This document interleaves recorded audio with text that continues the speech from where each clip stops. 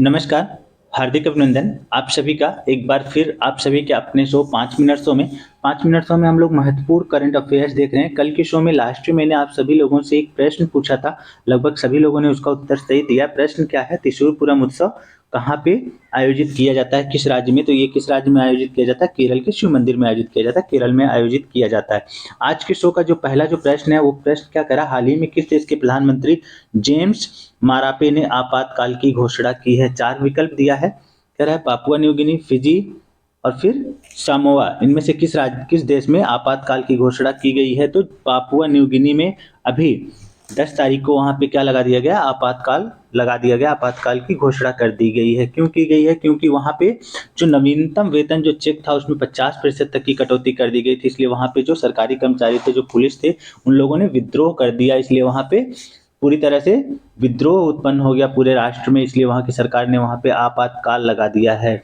Papua New Guinea की राजधानी क्या है? पोर्ट मोरेस्बी है, पोर्ट मोरेस्बी। चूंकि वहां पे आपातकाल लगा है तो इसकी राजधानी भी महत्वपूर्ण हो जाती है। वहां के प्रधानमंत्री कौन है? जेम्स मारापे हैं। कितने दिन के लिए आपातकाल लगाया गया है? 14 दिन के लिए। क्यों लगाया गया है? क्योंकि नवीनतम जो वेतन चेक था उसमें 50% तक की कमी कर दी गई थी। वहां की जो मुद्रा है वो क्या है? ये भी महत्वपूर्ण है। पापुआ न्यू गिनी कीना वहां की मुद्रा है। दो और ऑप्शन है, फिजी और समोआ।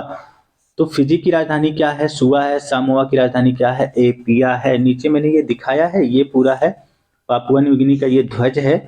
और चूंकि भारत की तरह ही जो पापुआ न्यू गिनी है वो भी वहाँ पे अनेक सारी संस्कृतियां हैं, वहाँ पे भी अनेक विविधताएं हैं, इसलिए वहाँ का राष्ट्र वाक्य क्या है? विविधता में एकता है। वहाँ का राष्ट्रगान क्या है? ओ अराइज ऑल यू सन।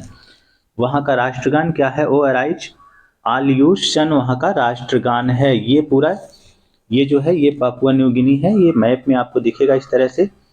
ये है पूरे वहाँ की जो राजभाषा अंग्रेजी है, टोक पिसिन है, पपुअन या गिनियाई कहे जाते हैं वहाँ पे। ये पूरा मैंने यहाँ पे दिया, इसका पीडीएफ टेलीग्राम पे दे दूंगा मैं। ये पूरे हैं, इस तरह के वहाँ पे जनजातियां पाई जाती हैं। वहाँ पे अधिकतर जो जनजाति है उस समाज में क्या है? पितृवंशी समाज होता है। ये ये पूरा है पापुआ न्यू गिनी। ऑस्ट्रेलिया यहाँ पे है, ऑस्ट्रेलिया के यहाँ पे करीब में ये पापुआ न्यू गिनी है। ये उसकी राजधानी है, port Moresby Papua New Guinea की राजधानी है। आगे अगला देख लेते हैं। दूसरा जो प्रश्न है वो अब देख लेते हैं। दूसरा प्रश्न कह रहा है, 72वां आज का जो प्रश्न है, कह रहा है हाल ही में चर्चा में रहा कालाराम मंदिर कहाँ पे स्थित है? ये महत्वपूर्ण हो जाता है क्योंकि हाल ही में अयोध्या में जो राम मंदिर है वहां पे प्राण प्रतिष्ठा को लेकर अयोध्या काफी चर्चा में है राम मंदिर, इसलिए कालाराम मंदिर भी महत्वपूर्ण हो जाता है। कह रहा है ये कहाँ पे स्थित है? नासिक, अयोध्या, कालाकटी या इनमें से कोई नहीं। तो ये कालाराम जो मंदिर है ये कहाँ स्थित है? ये नासिक में स्थित है। ये चर्चा में क्यों है? क्योंकि अभी हाल ही में प्रधानमंत्री नरेंद्र मोदी ने क्या किया, यहाँ पे भगवान श्री राम की प्राण प्रतिष्ठा की है। इन्हें कालाराम क्यों कहा जाता है? क्योंकि यहाँ पे काले रंग की शिला से यहाँ पे जो प्रतिमा बनी है, भगवान श्री राम, लक्ष्मण और माता जानकी की तीनों की प्रतिमा किससे बनी है? काली शिला से बनी है, काले रंग की, इसलिए यहाँ पे इस मंदिर को ही क्या कहा जाता है? कालाराम मंदिर कहा जाता है। ये कहाँ पे स्थित है? पंचवटी, नासिक में स्थित है। ये वही पंचवटी है जब वनवास के दौरान भगवान श्री राम यहाँ पे अपने कुछ समय के लिए यहाँ पे विश्राम किया था। तो ये कहाँ पे स्थित है? ये नासिक में स्थित है, महाराष्ट्र में स्थित है। क्यों? क्योंकि अभी यहाँ पे मोदी जी ने क्या किया है? प्राण प्रतिष्ठा किया। इसके लिए उन्होंने क्या किया? यम नियम का पालन किया। यम नियम में क्या होता है? 11 दिन विशेष अनुष्ठान करना होता है, उसको क्या कहा जाता है? यम नियम कहा जाता है। इसका जो जीर्णोद्धार हुआ है वो 1782 में हुआ। ये मंदिर किस शैली में है? ये नागर शैली में बना हुआ ये पूरा मंदिर है। ये कहाँ पे स्थित है? कालाराम मंदिर। ये कालाराम मंदिर नासिक में स्थित है। ये है कालाराम मंदिर पूरा इस तरह के। ये चूंकि ये प्रतिमा पूरी तरह से काले शिला से बनी हुई है, काले पत्थर से बनी हुई है, इसलिए इस मंदिर का नाम ही पड़ गया है क्या? कालाराम मंदिर पड़ गया है। तो अगला जो प्रश्न है वो देख लेते हैं। अगला जो प्रश्न कह रहा है, अगला प्रश्न कह रहा है हाल ही में रेल मंत्रालय ने पुनर्विकास के लिए किस रेलवे स्टेशन को अमृत भारत स्टेशन योजना में शामिल किया है? हाल ही में जो रेल मंत्रालय है उसने क्या किया है? उसके पुनर्विकास करने के लिए अमृत भारत स्टेशन योजना में शामिल किया। किसको? गोरखपुर, उडुपी, पटना या इनमें से कोई नहीं। हाल ही में मंत्रालय ने किसको शामिल किया है? उडुपी। उडुपी जो रेलवे स्टेशन है जो कोंकण रेल क्षेत्र में आता है उसको सुधार करने के लिए, उसका पुनर्विकास करने के लिए अमृत भारत स्टेशन योजना में शामिल किया है। अगला जो प्रश्न है वो देख लेते हैं। कह रहा है कि हाल ही में किस बोर्ड ने समाधान पोर्टल लॉन्च किया है? यूपी बोर्ड, सीबीएसई, एक और दो, दोनों, यूपी बोर्ड या सीबीएसई दोनों ने, या फिर इनमें से कोई नहीं?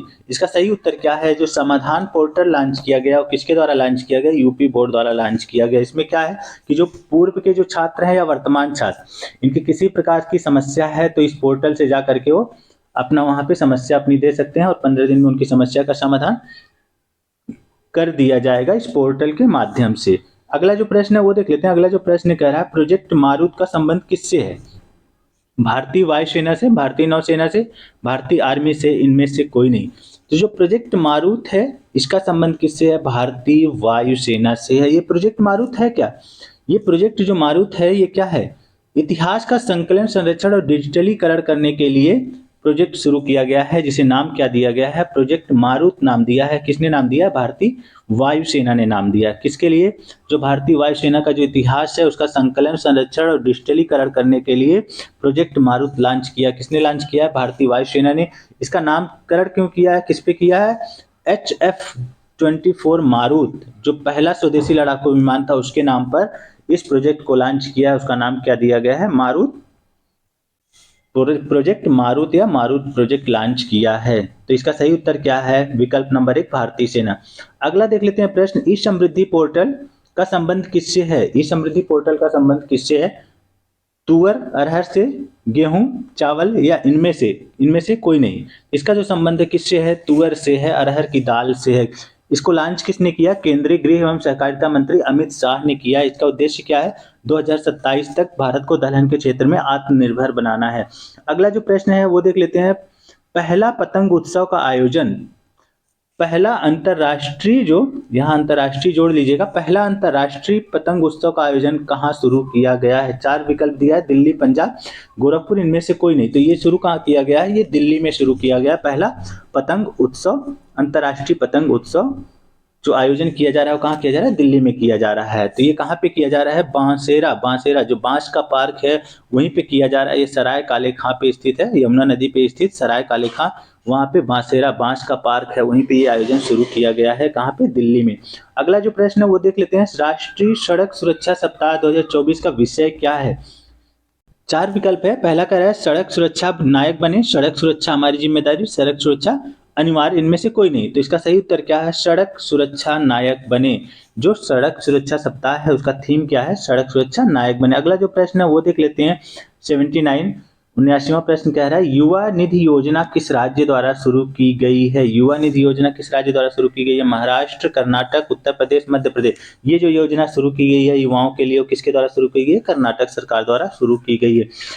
ये जो 80 वाला जो प्रश्न, आज का जो अंतिम प्रश्न है वो आप सभी लोगों के लिए है। प्रश्न क्या कह रहा है? प्रश्न कह रहा है कि हाल ही में शास्त्रीय गायिका प्रभा अत्रे, ये आत्रे है, प्रभा अत्रे, हाल ही में शास्त्रीय गायिका प्रभा अत्रे का निधन हो गया है। तो उन्हें पद्म पुरस्कार, पद्म विभूषण दिया गया था। ये कब दिया गया था? ये पूछ रहा है कि उन्हें किस सन में पद्म विभूषण दिया गया था। इसका उत्तर आप सभी को बताना है कि ये जो प्रभा अत्रे हैं किस घराने की थी? किराना घराने की थी। इनको पद्म विभूषण कब मिला है? ये आप सभी लोगों को इसका उत्तर कमेंट में बताना है। तो आज के लिए बस इतना ही। कल कुछ नए करंट अफेयर्स के साथ मैं फिर आप सभी लोगों से रूबरू होऊंगा। तब तक के लिए बहुत बहुत आभार आप सभी लोगों का।